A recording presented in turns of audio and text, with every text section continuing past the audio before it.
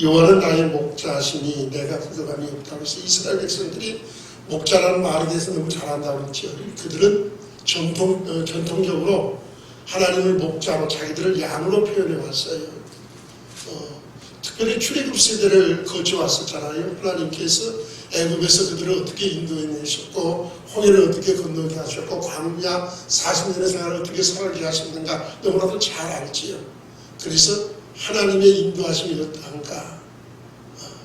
너무너무 그들은 그 인도하심을 하나님을 목자로 자기들을 양으로 표현해서 알고 있었습니다. 그런데 오늘 다윗은 이 말씀을 그저 민족적이고 공동체적인 말씀으로 받아들이고 끝난 게 아니에요. 이 말씀을 자기와의 관계, 나와의 하나님과의 관계로 지금 끌어들이고 있습니다. 그래서 1절에 여호와는 누구의 목자세요? 나의 목자. 다른 사람의 목자가 되시고 나와는 아무 의미가 없잖아요. 다른 사람이 하나님이 되시고 나와는 상관이 없다면 이건 얼마나 불행합니까? 그런데 다윗은 그 하나님을 나의 목자라고, 하나님이 나의 목자가 되어주셨다고. 우리 민족이 저 광야길 40년을 걸어온 동안에 정말 얼마나 부족한 것이 많았습니까?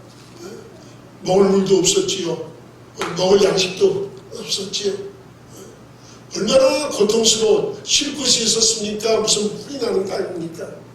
그러나 그들이 40년 동안 죽지 않고 살아올 수 있었던 것, 하나님이 그들의 목자가 되어주셔서 그 민족을 이끌어 주셨기 때문에 아침과 저녁으로 아침에 만나를 주시고 그들에게 낮에는 구름기둥, 밤에는 불기둥을 보내주셨고, 옷을 만들지 않았어도, 신을 만들지 않았어도 떨어지는 일이 없었고, 하나님의 인도하심 속에 그들은 살아왔어요. 부족함을, 양을 치면서 얼마나 많은 부족함을 느꼈습니까? 다윗의 일생 동안 얼마나 어려움이 많았습니까? 그런데 하나님이 목자가 되시니까 내게도 부족함이 없다라고 고백하고 있습니다. 부족함이 많은 우리 인생길이지만 하나님의 목자만 되어주시면 부족함이 없는 줄로 믿으시기 바랍니다. 여기 없으리로다 이 말이 미완료형으로 되어 있어요. 미완료 동사입니다. 미완료형이라는 건 뭐예요? 아직 완성이 안 됐다 소리죠. 그러니까 하나님은 과거에도 내가 하나님을 목자로 삼으면 과거에도 우리에게 부족함이 없었고 지금도 부족하지 않으시고 부족함이 없게 하시고 미래에도 부족함이 없게 하시는 줄로 믿으시기 바랍니다. 이게 미완료형이에요. 하나님 우리에게 부족함이 없는 것은 어느 한순간 한때만 부족함이 없다는 소리가 아니라 과거도 현재도 미래도 하나님은 절대로 부족함이 없도록 우리에게 함께 하신다. 그 하나님께서 지금 내가 하나님을 나의 목자로 삼았더니 하나님께서 나를 하시는 일이 있어요. 2절 말씀 보면 그가 나를 푸른 조정에 누이시며 실마른 물가로 뭐 하셨습니까? 인도하셨어요. 하나님이 인도하심이 2절 3절에 나오지요. 오늘 이제 3절 4절인데 2절 3절에 크게 세 가지의 모습으로 하나님의 인도를 표현하고 있습니다. 자, 2절 말씀에서 하나님이 어디로 인도하십니까? 제일 먼저 그가 나를 푸른 초장. 이스라엘은 땅이 넓지 않다고 그랬죠. 초장이 넓은 것이 그렇게 많은 것이 있는 것이 아니라고 그랬죠. 목자가 양을 먹이는 일에 위해서 늘 풀에 대한 관심, 풀을 준비하고 그 풀이 어디에 있는가 그 장소를 예비하고 준비하고 양떼를 이끌어가는 것, 이게 목자의 가장 중요한 일이죠. 하나님께서 우리에게 부족함이 없게 해주시려고 늘 우리에게 관심을 가지시고 우리에게서 눈을 떼지 아니하시고 늘 우리를 이끌어 가실 그것으로 하나님의 목적지를 향해서 지금도 우리를 이끌고 계시는 푸른 초장으로 얼마나 좋습니까? 그 넓지 않은 땅에 푸른 초장은 별로 없는데 하나님이 그렇게 좋은 장소로 우리를 이끌고 가세요. 그 다음에 어디로 또 이끌고 가세요? 쉴만한 물가. 이건 막 물이 흐르고 폭포가 서 그런 장소가 아니에요. 잔잔해서 편안하고 양은 조금만 물만 흔들려도 못 마신다고 했죠. 가장 안정되고 가장 편안한 장소. 얼마나 좋아요. 이 두 가지만 이끄시는 게 아니라 세 번째는 어디로 이끄신다고 해서 3절에 내 영혼을 소생시키시고 자기 이름을 위하여 어디로 인도하십니까? 의의 길로 인도하십니다. 의의 길로. 1절 4절까지 단어들이 전부 다 위안령으로 되어 있어요. 위안의 동사들입니다. 한 번만 그렇게 하신 게 아니에요. 과거도 현재도 미래에도 하나님은 계속해서 우리를 이와 같이 인도하시는데 의의 길로 인도하신다. 하나님 우리 의의 길이라는 건 어떤 길이에요? 자, 시편 1편에도 두 길이 나오죠.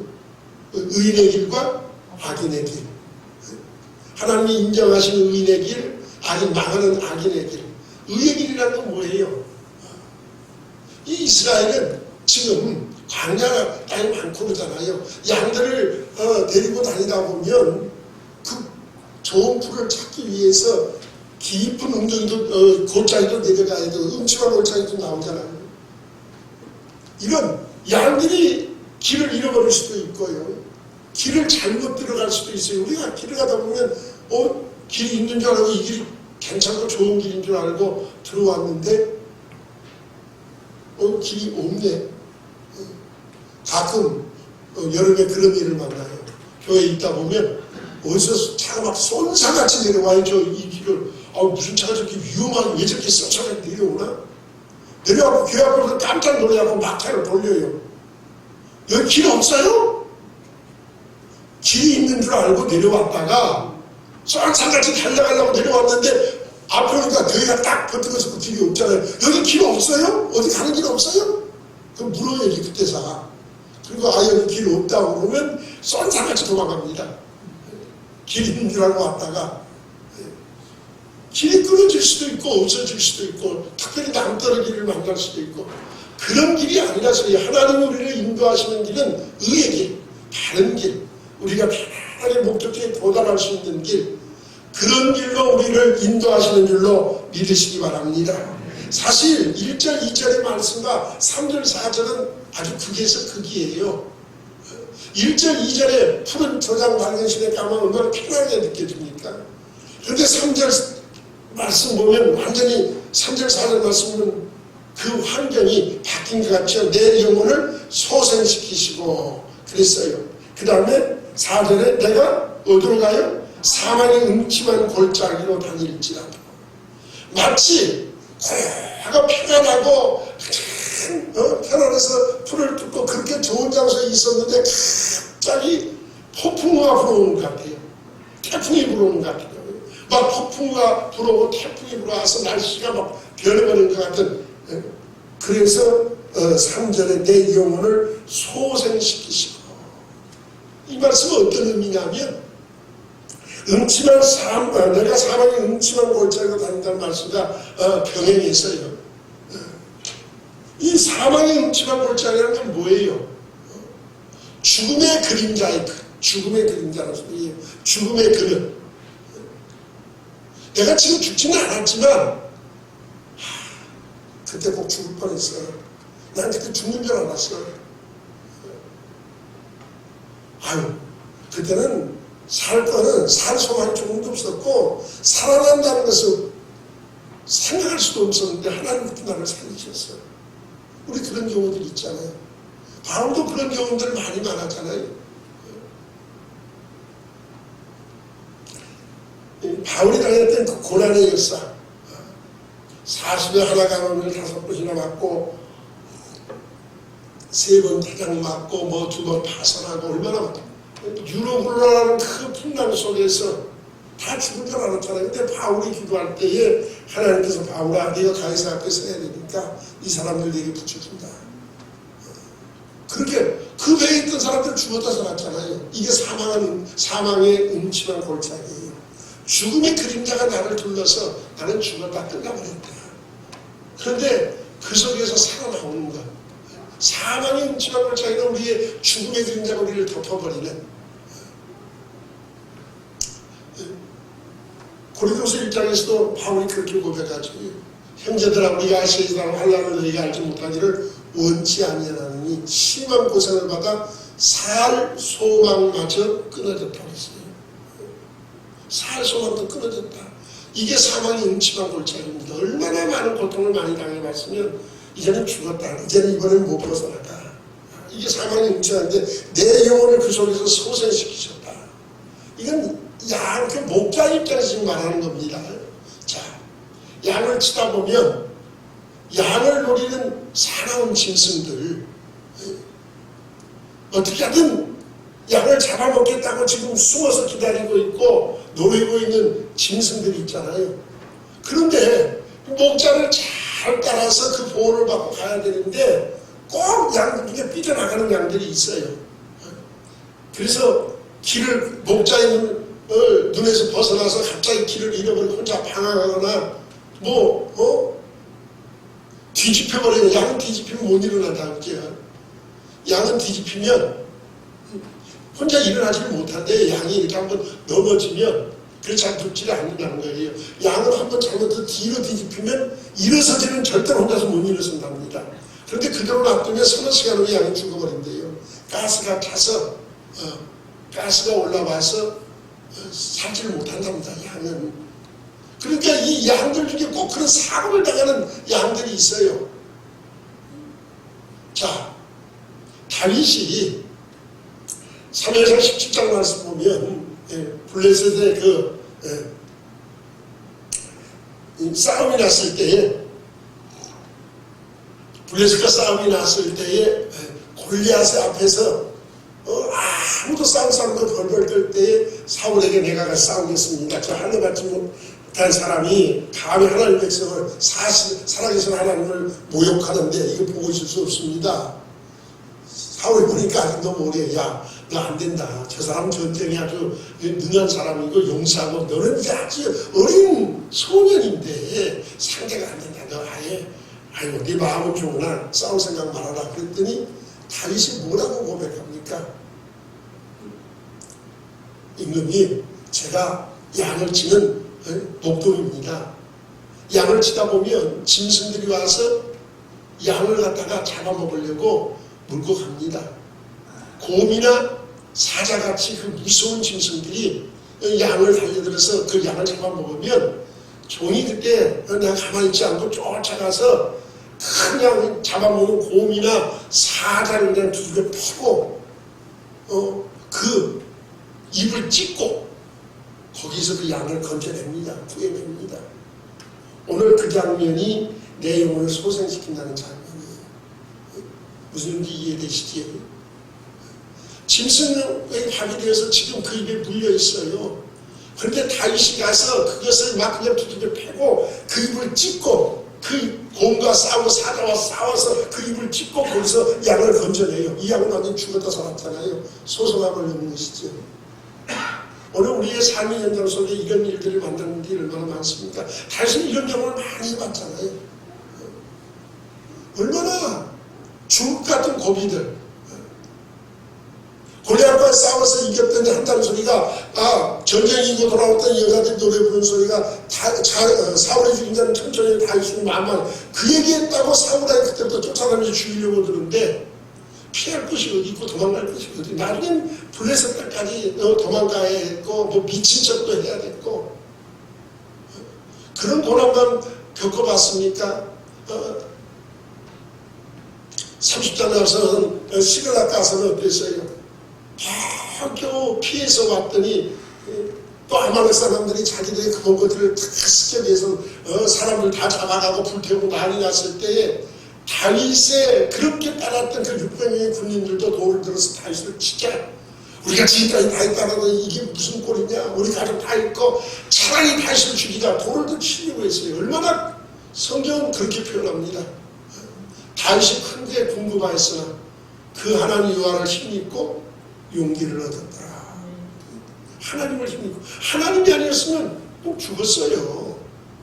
이 영혼의 수선이지요. 아들에게 쫓겨서 그 도망가는, 압살롬에게 반란에 의해서 도망갈 때 그 심정이요. 10편 3편에 잘 나와 있잖아요. 여호와여 어찌하여 나의 대적이 이렇게 많은지요. 많은 사람이 나를 시비하는 원수가 그렇게 많고 많은 사람이 나들에게 저는 여호와께 도움을 얻지 못한다니까. 그 괴로울 때에 내가 내 목소리를 여호와께 부르짖니 그 성산에서 그래도 하나님만 의지하는 그러면서 여호와는 나의 반드시 나의 영광이시여 나의 머리를 드시는 자입니다.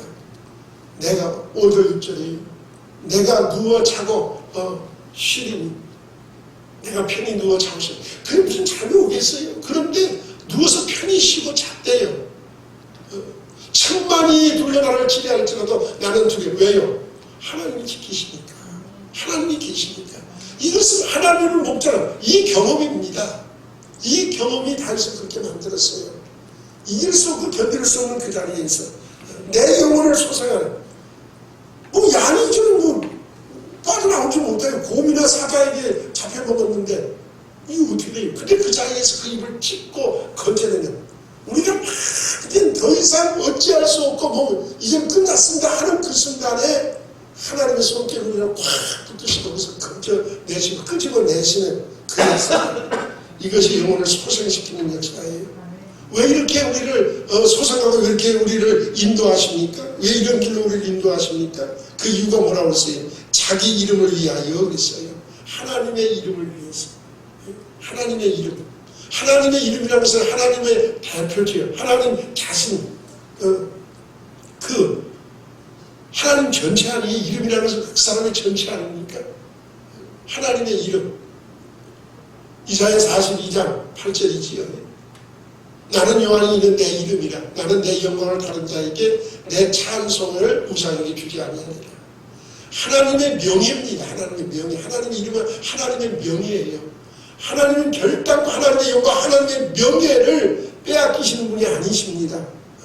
하나님의 명예를 존중히 여기시는 하나님이세요. 보세요. 지난주에도 말씀드렸지만 출애굽기 32장에서 이스라엘 백성이 금송아지 만들고 하나님의 진노에서 모세야 내가 이들을 다 진멸시키고 너로 선하를 만들어주마.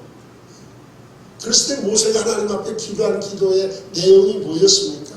11절 32장 11절 이하의 말씀 보면 모세가 하나님의 이름을 가지고 하나님의 명예를 걸고 기도를 합니다. 하나님 만약에 이 민족을 다 진멸시킨다면 애국 사람이나 주변에 있는 저 사람들이 뭐라고 하셨습니까? 여호와께서 이 백성을 이끌어내서 더 이상 이끌어갈 능력이 없어 저 광야에서 죽였다. 그럴 거 아닙니까? 하나님의 이름이 어떻게 되겠습니까? 그 소리예요. 하나님의 명예가 어떻게 됩니까? 하나님의 영광, 하나님의 명예, 하나님의 그 이름이 어떻게 되겠습니까? 하나님은 절대로 안 됩니다. 하나님께서 뭐라고 했어요? 그 다음 때 하나님이 뜻을 돌이키셨다고 했습니다.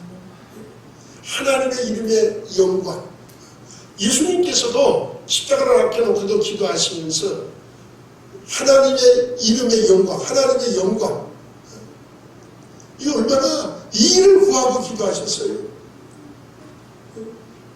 예수님의 공생의 속에 3번 하늘에서 소리가 나는 그 음성이 들려지지. 첫 번째는 세례 받으실 때에 마태복음 3장에 이는 내 사랑하는 아들이요 내 기뻐하는 자라 하는 음성을 들었어요. 17장에 가서 보면 산에 올라가서 베드로와 야고보와 요한 3사람을 데리고 산에 올라가서 변명되셨을 때에 베드로가 너무 좋아서 여기가 좋았어. 내가 여기 가서 초막 슬슬 듣겠습니다. 그러고 있을 때에 구름이 와서 덮으면서 하늘에 소리가 났습니다. 이는 내 사랑하는 아들 내 기뻐하는 자니 너희는 저희 말을 들을지어다. 그리고 또 한 번은 언제 나옵니까? 요한복음 12장 27절 28절 말씀 보면 28절에 그런 말씀이 나와요. 27절 28절 말씀 보면 하나 사람들이 와서 요한복음 12장은 나사로가 살아나서 11장에 살아나서 나사로 가다의 사람들이 엄청나게 몰려오잖아요. 나사로도 보고 예수님도 살아난 나사로가 정말 살아난다 그것도 보고 예수님도 만나기 위해서 사람들이 수없이 왔습니다. 그때 명절을 지내기 위해서 왔던 디아스포라 헬라인들 그들이 와서 예수님의 제자들에게 요즘 말하면 청탁을 해요. 우리가 선생님을 만나자. 우리에게 좀 길 좀 열어주라. 다리 좀 놔주라. 그때 예수님께서 뭐라고 말씀하십니까? 십자가에 대한 말씀을 하세요. 아버지 나를 구원하사 이 때를 내게서 면하게 하옵소서. 그러나 이를 위해서 내가 이때에 왔나이다. 그래서 28절 이하에 아버지의 이름을 영광스럽게 하옵소서. 하나님의 이름이 영광이에요. 근데 하나님이 하늘에서 응답이 뭐였습니까? 내가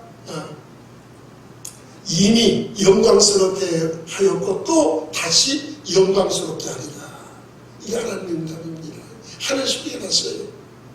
내가 이미요. 하나님은 영광, 하나님의 이름의 그 영광, 그 명예를 빼앗기신 분이 아니십니다. 하나님의 이름의 영광을 위해서 우리를 의의 길로, 바른 길로 인도하시겠다. 이게 무슨 말씀이에요? 하나님의 약속이 뭐였습니까? 구약 전체에 계속 그런 약속이 뭐예요? 나는 너희 하나님이 되고 너희는 내 백성이 되리라. 여호와라는 이름은 바로 이 언약 위에서, 언약 관계에 성립된 이름이라고 했죠. 이게 하나님의 약속이에요. 그렇기 때문에 하나님께서는 하나님의 이름으로 하나님의 영광된 그 명예로 우리에게 걸고 약속하셨기 때문에 하나님의 이름의 명예를 위해서라도 우리를 반드시 의의 길로 인도하신다. 우리를 바른 길로 인도하신, 절대로 악의 길, 망할 길, 그런 것으로 우리를 인도하신 분이 아니세요. 오늘도 하나님 우리를 의의 길로 인도해 주시는 줄로 믿으시기 바랍니다. 자, 4절 말씀 보면 내가 사망의 음침한 골짜기로 다닐지라도 해를 두려워하지 않을 것은, 사실 사망의 음침한 골짜기로 다니면 해를 두려워하는 게 맞잖아요. 다윗도 얼마나 많은 사망의 음침한 골짜기를 겪었습니까? 그런데 사망의 음침한 골짜기로 다닐지라도 해를 두려워하지 않는데요. 시편, 기자는 시편 37편에서 그런 고백을 하지요. 23절 이하의 말씀 보면 여호와께서 사람의 걸음을 정하시고 그 길을 기뻐하시나니 저는 넘어지나 아주 엎드러지지 아니하면 여호와께서 손으로 붙드시리라 그랬어요. 하나님이 붙들고 계시기 때문에 오늘 하나님께서는 우리를 붙들고 계셔요. 그래서 내가 사망의 음침한 골짜기로 다닐지라도 해를 두려워하지 않는 것은 주께서 나와 함께 하심이라 그랬어요. 오늘 우리가 만나는 사망의 음침한 골짜기들, 참 견딜 수 없는 골짜기들이죠. 오늘 왜 이 사망의 음침한 골짜기 갑자기 등장할까요? 자, 앞에 말씀드린 대로 이스라엘은 땅이 넓지 않다고 했어요. 특별히 푸른 풀밭이 이렇게 넓게 있는 게 아니에요. 근데 양을 치는 목자들 입장에서 이스라엘 양을 칠 때 두 가지의 그 계절에 따라서 이제 양을 치는 방법이 다르다고 해요. 겨울에서부터 봄까지, 이때는 양을 몰고 나가도 멀리 못 가요. 하루길 안에 아침에 갔다가 저녁에 다시 돌아올 수 있는 거리, 그 정도밖에는 못 가요. 겨울에서 봄이 될 때까지 그 정도 거리 안에서 대행된 본다고 해요. 오늘 아침에 양을 돌고 나면 저녁에 다시 집으로 데리고 와야 돼요. 그런데 이제 봄이 지나서 여름에서부터 가을까지, 이때는 멀리 나갑니다. 그러니까 한 번 나가면 며칠이 될 수도 있고 몇 달이 될 수도 있고 한두 달이 걸릴 수도 있고 그런 거리. 요셉이 아버지의 그 명령을 받고 말씀 듣고 형들을, 양치는 형들을 찾아가 도당까지 가잖아요. 먼 거리 아닙니까? 먼 거리까지 그렇게 가요. 그때는 이제 양들을 끌고 방목을 하면서 양을 지키는 시대, 양들이 살찌는 그런 시대이기 때문에 여름에서 이 가을까지, 봄 지나서부터는 이제 늦은 봄부터겠지요. 여름, 가을까지는 이렇게 멀리 양을 치러 나간다고 해요. 그런데 이제 이때는 양들이 새끼를 낳고 양의 숫자도 많고 그래지니까 우리 집만 양을 끌고 나가는 게 아니잖아요. 또 여기저기서 많은 사람들이 양을 갖고 이렇게 데리고 나오니까 땅덩어리 풀밭은 작고 그만큼 먹어버리죠. 하루 이틀이면 싹 그 주변에 풀을 다 먹어버리고 없어요. 이 집 저 집 양들이 난리들이니까. 그러면 다음 풀밭을 찾아서 양을 먹여야 되잖아요. 그러니까 풀을 찾아서 가야 돼요. 그러니까 이제 목자들이 모이면 서로 이제 모여서 의논을 한다는 거예요. 너는 어느 쪽으로 갈 거냐? 나는 이번에 이쪽으로 가려고 하는데 너는. 그래서 서로 시간을 내어서 양들 거기다 이제 같은 그 목자들이 있으니까 부탁해놓고 풀밭 찾으러 간다는 거예요. 산꼭대기로. 올라가야 높은 데 가야 이제 보이잖아요. 높은 데로 산꼭대기로 올라가고 보면 이쪽에는 없는데 여기서 이제 다 끝났는데 저쪽으로 가려고 하니까 낭떠러지를 거쳐서 저쪽 산으로 올라가야 돼요. 이 풀이 주로 이 산기슭, 이 골짜기 기슭에 나는 풀이 새풀이고 푸릇푸릇하고 아주 부드럽고 양이 좋아하는 풀들이 주로 이런 산기땅 밑에 이런 데 많이 난다는 거예요. 그러니까 양을 끌고 반드시 가야 돼요. 이쪽이 저쪽으로 산으로 지나가려면 풀이 이쪽에 이제 다 끝났으니까 저쪽으로 넘어가서 먹어야 되니까 양들이 좋은 풀을 먹기 위해서 목자들이 양을 끌고 가야 되는데 이게 필연적으로 골짜기를 지나가야 돼요. 그런데 왜 이게 사방이 음침한 골짜기냐면 골짜기다 보니까 잘못하면 낭떠러지로 양들이 굴러 떨어질 수 있어요. 그리고 이 골짜기다 보니까 사람 짐승들이 지금 양들을 노리고 지키고 있잖아요. 그러니까 언제 죽음을 당할지 모르는 이때가 가장 목자도 긴장하고 양들도 긴장해서 따라가는 시기라는 거예요. 그리고 물을 먹이려고 하면 어차피 골짜기를 내려가야 잔잔한 물가가 있으면 물을 먹일 수. 그러니까 이게 안 갈 수가 없는 필연적으로 풀을 먹이려니까 좋은 풀을 찾았으면 반드시 이걸 골짜기를 지나가야 된단 말이에요. 지나서 다시 산비탈을 올라가면서 그 산비탈에 있는 풀들을 먹게 하고 그러니까 이게 뭐 안 가면 안 갈 수가 없잖아요. 꼭 지나가야만 돼요. 그런데 그 길은 너무 위험해요. 낭떠러지가 있고 거기에는 사나운 짐승들이 있고 언제 그러니까 목자도 긴장하고 양도 긴장하는데 이때는 양들이 목자 가장 가까이 바짝바짝 붙는다는 거예요.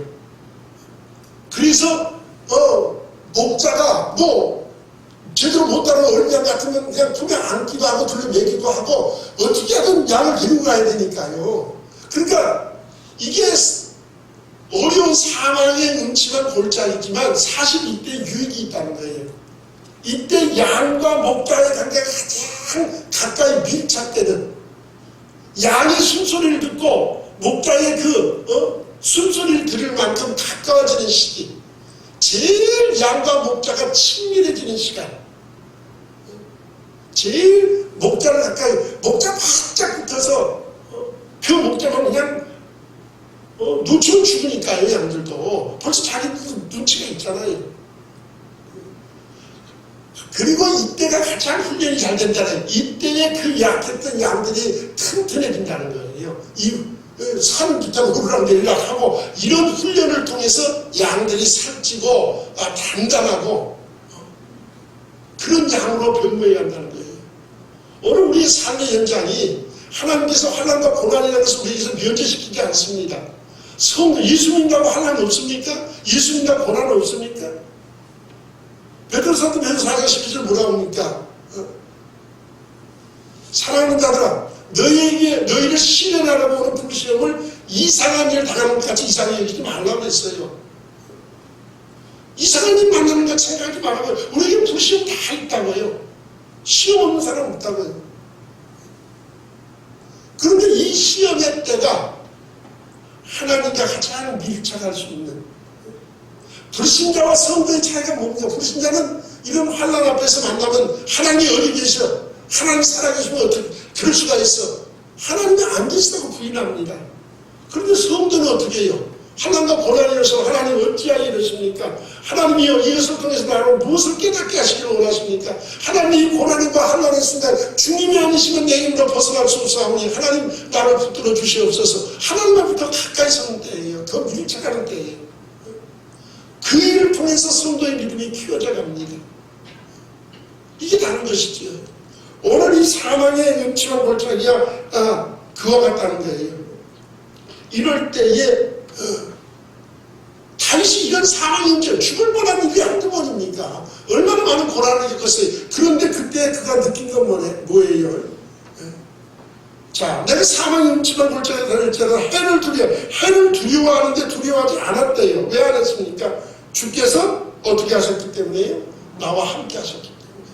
사랑하는 성도들이 오늘 우리가 환난과 고난이 있고 역경이 많이 있지만 우리에게 가장 중요한 게 뭡니까?